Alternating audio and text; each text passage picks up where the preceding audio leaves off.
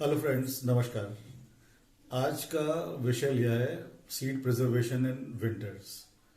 Actual में कुछ मित्र पूछ रहे हैं कि सर सर्दी में सीड्स मिल रहे हैं, अभी क्या करें, लें नहीं लें। तो मैंने कहा भाई ले लो, सीड्स लेने में क्या दिक्कत है। तो वगैरह ग्रो नहीं होंगे, फिर सर्दी के बाद क्या दिक्कत आएगी।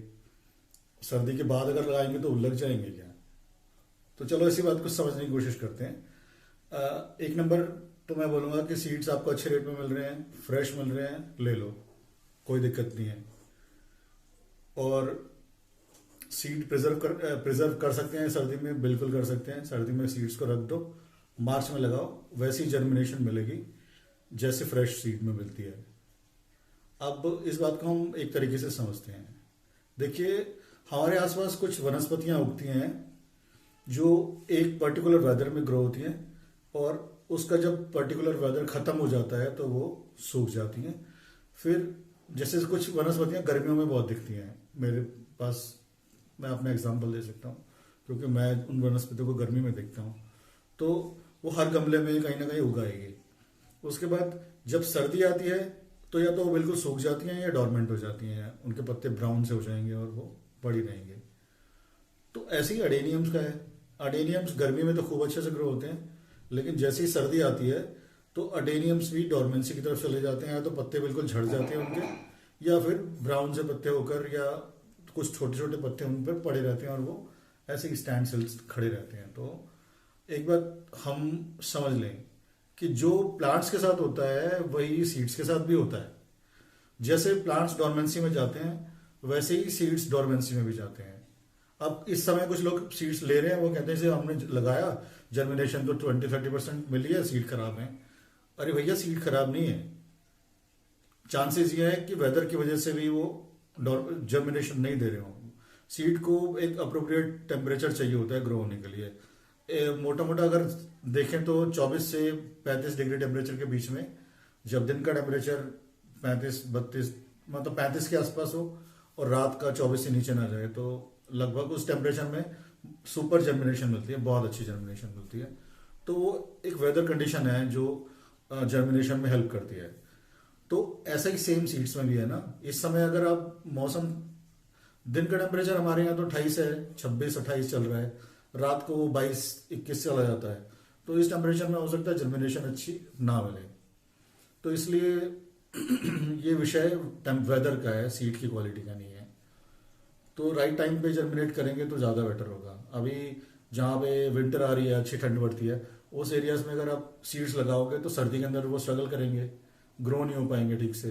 या तो आप उनको प्रॉपर ग्रोइंग कंडीशन दोगे, जैसे ग्रो लाइट वगैरह लगा के, तो सही ग्रो हो जाएंगे। अदरवाइज आप उनको बचाते ही रहोगे पूरी सर्दी। तो पहली बात चल रही थी कि सीड लेनी चाहिए। भाई देखो, अच्छे रेट में सीड आपको मिल रहे हैं तो ले लो और उनको रख लो। जब अच्छा वेदर आए तो उसको लगा देना। अब दूसरी बात आती है कि वो सीड अच्छी जर्मिनेशन उस समय देंगे या नहीं देंगे। तो वो उसकी उसका देखो, आपको ठीक से प्रिजर्व करके रखोगे तो वो अच्छी जर्मिनेशन देंगे, क्योंकि जैसे प्लांट डोरमेंसी में जा रहा है वैसे ही सीड भी डोरमेंट हो जाता है। तो अभी आपको लग रहा है कि मेरे सीड ने, मैंने उनसे सीड लिए फलाने से, और उसमें से 4 जर्मिनेट हुए, 3 जर्मिनेट हुए। तो वो वेदर का ज़्यादा चांसेस इस समय वेदर के हो सकते हैं कि वेदर की वजह से जर्मिनेशन अच्छी नहीं हुई। क्योंकि जैसे प्लांट डोरमेंट हो रहा है, सो रहा है, ऐसे ही सीड भी सो जाता है, वो भी डोरमेंसी में जा रहा है। तो अच्छी जर्मिनेशन उसको अपना वेदर आने पे मिलेगी। तो इसलिए उसका सही वेदर आने का वेट करिए और सीड्स को प्रिजर्व करके रख लीजिए। मैं दिखाता हूँ कैसे सीड को प्रिजर्व कर लेंगे। बहुत सरल तरीका, कुछ भी विशेष नहीं करना है। आइए देखते हैं। देखिए, सीड्स हैं मेरे पास, ये ड्राई कर लिए अच्छी तरह से, छाया में सुखा लेने अच्छी तरह से, और उसके बाद इस तरह के जिप लॉक बैग में आप इसको डाल के रख सकते हैं। कोई भी एक्स्ट्रा प्रिजर्वेशन की ज़रूरत नहीं है। चाहे तो इसमें थोड़ा सा फंगीसाइड पाउडर डाल दीजिए अगर डाउट हो कि फंगस ना लग जाए। वैसे जब ये सूख गया है तो इसमें कोई फंगस नहीं लगेगी। फंगस तब लगती है जब नमी होती है, तो इसमें थोड़ा सा फंगीसाइड डाल सकते हैं चाहे तो, उसकी कोई ज़रूरत नहीं है वैसे। तो ये ऐसे भी रख सकते हैं। और आपको लगे फिर भी कि नमी थोड़ी सी हो तो क्या करेंगे, तो ये टिश्यू पेपर में लपेटिए सीड्स को। ये अभी मैंने कुछ दिन पहले हार्वेस्ट किए थे, तो टिश्यू पेपर में आपके लिए रखे मैंने दिखाने के लिए। इस तरह से इसको मैंने टिश्यू पेपर में रैप किया और इस जिप लॉक बैग में डाल दिया। अब ये सेफ है।